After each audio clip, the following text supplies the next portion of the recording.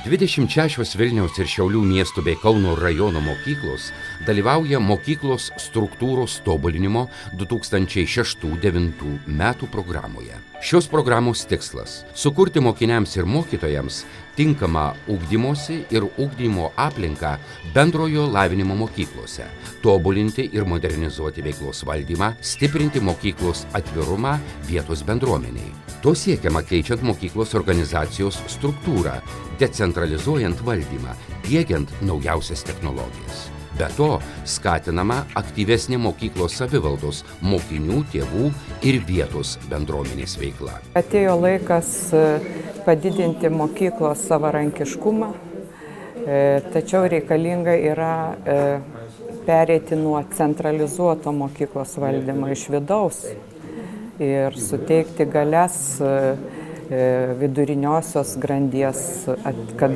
atsirastų viduriniosios grandies vadovai, suteikti galias ir atsakomybės mokytojams patiems tam tikrus dalykus spręsti ir padaryti mokyklą labiau demokratišką, susitarimais pagristus sprendimus, kuri priiminėtų, kad vyktų dialogas tarp mokytojų, tarp mokinių ir mokytojų, tarp darbuotojų ir vadovybės ir taip toliau. Ir kad kiekvienas lygmuo turėtų pakankamai aiškias savo funkcijas ir atsakomybės. Kad nebėgtų pas direktorių dėl kiekvieno dalyko klausti, kad tėvai žinotų, kuris padalinys užsima jo vaikų, į ką kreiptis, su kuo gali spręsti problemas. Mūsų mokykla yra atvira visoms inovacijoms. Tai buvo kažkas nauja, norėjosi pabandyti.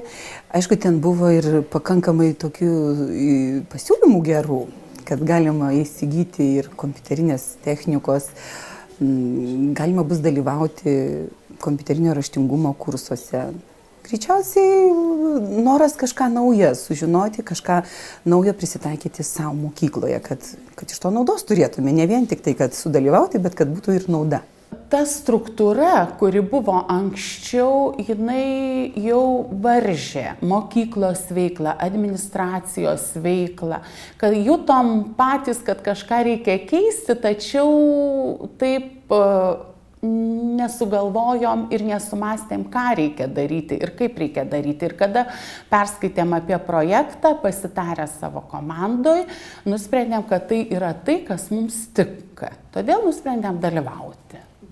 Kai buvo paskelbtas konkursas mokykloms dalyvauti, tiesiog perskaitėm visą tą aprašymą Švietimo mokslo ministerijos pateiktą, o kadangi nebijom iššūkių ir visuomet siekiam ieškoti naujovių, dažnai ir patys neriam stačia galva į neišmatuotas, į naujas gelmes, bandom kažką tai atrasti, tai norėjom būti tarp tų pirmųjų išbandžiusiųjų, kas tai yra, ir todėl pateikėm paraišką ir ją teigiamai vertino.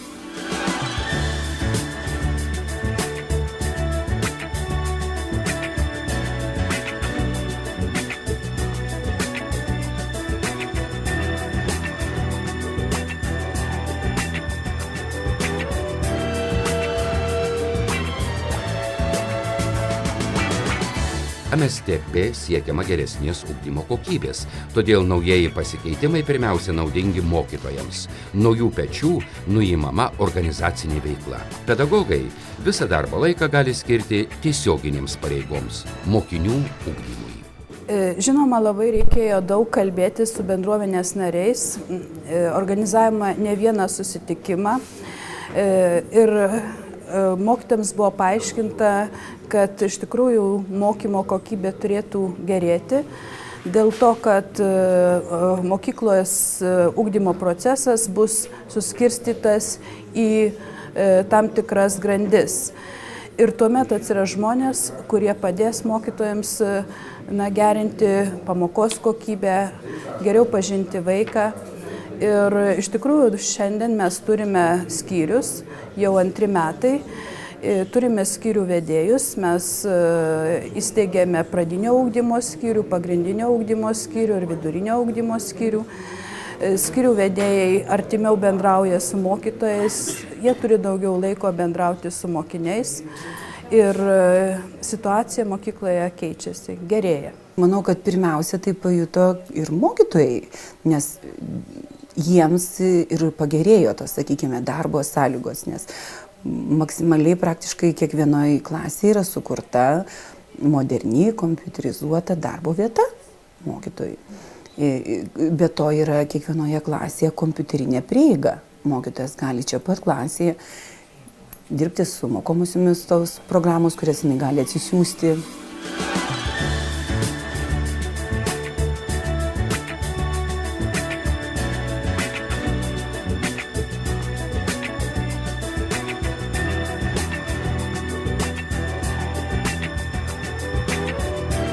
Rengiant MSTP vyko diskusijos tarp mokyklų vadovų, švietimo ir mokslo ministerijos bei savivaldybių atstovų. Galiausiai patvirtinti 6 valdymo modeliai, iš kurių kiekviena mokykla pasirinko tinkamiausią, atsižvelgdama į savo tipą, dydį, poreikius, finansinės galimybės. Pagal naująją tvarką mokytojams siūlomos 2 darbo organizavimo galimybės – etatinis ir netatinis darbo grafikas. Pagal etatinį grafiką mokytojas privalo atlikti jam numatytus darbus per tam tikrą kiekį valandų. Netatinis darbo grafikas leidžia atlikti įvairesnius darbus, tačiau mokytojas privalo pildyti specialią laiko ataskaitą, pagal kurią apskaičiuojamas darbo užmokestis. Nors sutariama, kad netatinis darbo grafikas yra lankstesnis, kiekviena mokykla, pasitarusi su mokytojais, pasirenka tinkamiausią veiklos organizavimo modelį. Projekto eigoje buvo tikrai daug dirbama ir konsultantai, mes ir švietimo ministerijos atstovai, iš tikrųjų dirbam pakankamai kaip vieninga komanda ir vyko daug užsiėmimų, susitikimų ir projekto eigoje tų komandų, vadovų ir tų mokyklų komandų nuostata labai stipriai keitėsi šito pokyčio atžvilgiu ir ypatingai buvo akcentuojamos tos teigiamos pusės, nes kiekvienas pokytis jis turi savo teigiamas ir neigiamas pusės. Tai čia be abejo, ne vieno pokyčio nėra, kuris turėtų vien tik tai teigiamas pusės. Tačiau tos teigiamas pusės šito pokyčio, aišku, darė didelę įtaką žmonių mąstymui ir per tuos 2 metus tikrai labai stipriai pasijautė tas pokytis į tą gerą pusę. Sunkiausia tai turbūt buvo įtikinti žmonės, įtikinti kolektyvą, įtikinti bendruomenę, įtikinti tėvus, nes labai dažnai žmonės bijo naujovių, nes nežino, kokios galėtų būti pasiekmės ir, turbūt jau taip tradiciškai yra susiklostę, turim tam tikros ir neigiamos patirties. Bet iš savo patirties žinau, kad tas, kuris nebijo naujovių, kuris eina priekyje visų, tai labai dažnai laimi. Kadangi mūsų mokykla yra pagrindinė ir mes turime, galima sakyti, 1100 paauglių vienoje vietoje, todėl mums buvo labai svarbi pagalba vaikams. Nes vaikai yra įvairūs, su įvairiom patirtim, su įvairiais papročiais, turi ir elgesio problemų, ir mokyklos nelankė. Todėl matėm, kad reikia sutelkti tokią grupę pedagogų, pagalbos skyrių, kuris padėtų vaikams, palengvintų vaikų gyvenimą mokykloje. Ir mums labai buvo artimas to neformaliojo švietimo ir pagalbos skyriaus įvedimas, jos suformavimas, kad pagalba, veikla mokinių būtų vienose rankose. Ir tai mes matom, kad šis dalykas mokykloje sėkmingas. Pagal naująjį modelį mokyklos valdymo struktūrą sudaro 4 lygmenys – direktorius, jo pavaduotojas, skyrių bei poskyrių vedėjai. Valdymo lygmenys įskiriami pagal pareigybių atstovų atliekamas funkcijas ir atsakomybės sritis. MSTP dėka mokykla tampa šiuolaikiška organizacija, kur direktorius atsako už strategijos formavimą, o direktoriaus pavaduotojas už jos įgyvendinimą ir taktiką. Skyrių bei poskyrių vedėjai tampa mokytojų konsultantais ir pagalbininkais, organizuoja kasdienį mokyklos darbą. Kiekvieno lygio vadovas tiksliai žino savo pareigas, atsakomybę ir kompetencijos sritis. Naujojo modelio įgyvendinimas sujungia visas mokyklos veiklas į vientisą, siekiančią bendrų tikslų sistemą. Projekto esmė ir yra, kad kiekvienas mokytojas turėtų vieną vadovą, su kuriuo jis galėtų bendrauti artimai, konsultuotis, tartis, diskutuoti, ieškoti tam tikrų sprendimo būdų. Šiaip jau, kada buvo pavaduotojas vienas, pavaduotojas praktiškai negalėjo būti universalus specialistas, kuris galėtų talkinti visiems mokytojams. Dabar skyriuose specialistai ir jiems artimesnis šitas darbo baras yra jau. Nauja struktūra leido optimizuoti veiklas perskirstyti, nedubliuojant, reiškia, ta mokyklos veikla ir tas principas, buvo visą laiką mes projekto eigoje diskutavom, kad mokykla tai yra vientisa organizacija, vientisa sistema ir tie sistemos elementai, jie turi siekti bendro tikslo, nedubliuojant vienas kito darbą. Ir šita struktūra, iš tikrųjų, jinai tos sujungimo į bendrą sistemą kontekste, aišku, jinai stipriai pagelbėjo ir dabar ir mokyklos per pristatymus savo ypatingai akcentuoja tą, kad sumažėjo mokytojams darbo krūvis. Reiškia, jie gali užsiimti tiesioginę veiklą, netliekant ūkinių veiklų, netliekant administracinių veiklų arba atliekant ne tiek, kiek buvo anksčiau. Buvo įvesti sekretoriatai ir duota po vieną etatą tiesiog sekretorė, kuri tvarko ugdymo dokumentus. Tai yra sekretorė, kuri tvarko ten visokius kitus, o čia tik su ugdymu susijusius dokumentus. Daug dėmesio skiria lankomumui pagerinti visos mokyklos ir tarp kitko labai sėkmingai. Bet jau vieni mokyklose gerina tą lankomumą per klasių dienynus ir informaciją tėvam. Kiti kol kas dar renka lapelius, bet čia dar laukia irgi tam tikri indėliai turi būti, kad ta informacija iš ryto ateitų apie neatėjusius vaikus. Antra, jau mūsų mokyklos mato, kad po 4 pamokos jau reikia ar po 5 žiūrėti, kiek išėjo ir iš karto tėvam. Taip, lankomumas pakilo iki beveik 100%. Net kontroliniuose sėdi visi, sako.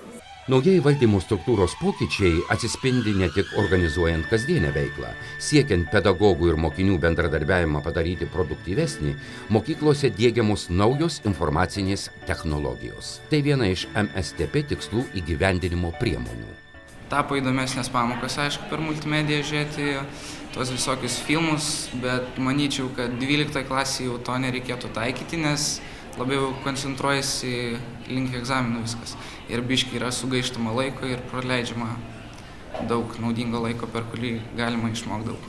Klasėse įrengti šitie lentos tos interaktyvės ir naudojama multimedia programa, kuria pamokos kai kurios praktiškai vaizdiškai tampa įdomesnės. Aš esu pasirinkusi fizikos A lygį ir fizikos A lygyje yra visi eksperimentai daromi, parodomas visos formulės, kaip veikia, sakykime, elektra, kaip veikia ir taip toliau, tai puikiai atsispindi pamokose. Taip pat girdėjau, kad yra biologijos ir chemijos pamokose naudojamas interaktyviosios lentos. Taip pat manau, kad šios visos naujovės turėtų būti naudojamas tiksliuosiuose moksluose, nes, sakykime, istorijoje ar geografijoje tai nebūtina, nes yra popieriniai iš visi tie žemėlapiai ir taip toliau, tai vat.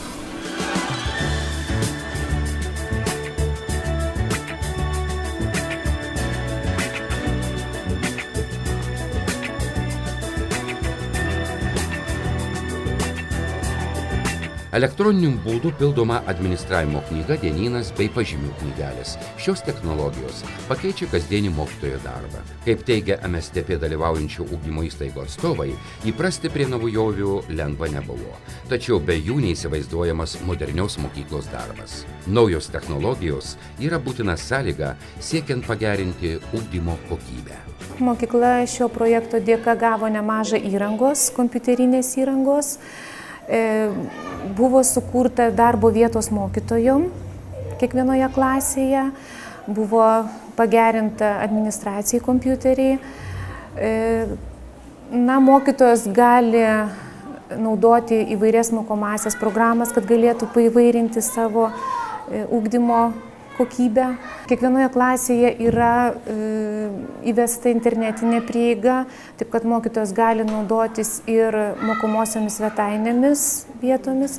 Ir aš jaučiu, kad vaikams tai patinka. MSTP projekto dėka buvo kompiuterinio raštingumo kursai mokytojams ir mokytojai tikrai domisi. Ir yra sukurta ir mokytojų Google grupė ir galima pastebėti, kaip vyksta procesas ir kaip mokytojas tobulėja ir vaikai neleidžia joms užmigti. MSTP programos tikslas - tai sumažinti popierinį biurokratinį darbą mokytojams, nes šiandieną mokytojai daugiausiai verkia ir daugiausiai kenčia visoje Lietuvoje nuo to biurokratinio darbo ir nuo tų popierių. Bet jeigu pasižiūrėti ir viso pasaulio mokytojai irgi rašo ir teminius planus, ir detaliuosius planus, visi vadovaujasi tokiomis pačiomis nuostatomis. Ar tai būtų Švedija, ar tai būtų Danija, ar tai būtų Japonija, ar Australija, visur yra rašomi planai. Taip kad turbūt reikėtų kiekvienam peržvelgti savo darbą iš naujo ir pagalvoti, kaip išnaudoti laiko ir materialinius išteklius protingai. Stengiamas yra nukrauti nuo mokytojų rašliavos. Yra atitinkamai vienas tai yra kompiuterinės programos, ten tvarkaraščių rengimo, ten dienynų programa, ten, kur tėvai informuojami, ten personalo valdymo įsakymai visi eina, reiškia, daug greičiau suformuojami yra. Ir dabar pagal naujas programas mokyklos ruošės dirbti, dabar mokytojų programų ilgalaikių planų kompiuterinę tokią programą padarom ir trumpalaikių planų. Reiškia, tam reikėjo, kad mokyklos turėtų kompiuterius, be abejonės. Tai 26 mokyklų kabinetai yra kabinetai aprūpinti kompiuteriais, bent po vieną kompiuterį yra kiekvienam kabinete. Taip pat yra nupirkto projektoriai, videoprojektoriai, skeneriai, printeriai ir taip toliau. Nes norint kažką pakeisti, reikalinga yra duoti ir atitinkamas priemonės. Įdiegus MSTP numatytas technologinės naujovės, į ruošimosi pamokoms procesą įtraukiami ir mokiniai. Jie interaktyviai, bendraudami su mokytoju, gilina ne tik teorinės mokslo žinias, bet ir išmoksta naudotis kompiuteriniais įrenginiais. Mokykla tampa demokratiška tiek mokinio, tiek mokytojo mokymosi vieta. Vaikai pamato, kad jie kompiuteriu gali ne tik tai žaisti žaidimus, bet jie gali ir patys kurti kažką. Tai va šitas momentas man labai patinka. Ir pradinukai yra tas vaikų tarpsnis toksai, kai vaizdumas jam yra labai svarbu. Ir kai mokytojas pasakoja, iliustruodamas tai kažkokią tai ir video medžiagą, ar kažką tai pasidaręs savo kažkokiamis tai skaidrėmis, vaikam, aš manau, tikrai yra įdomu.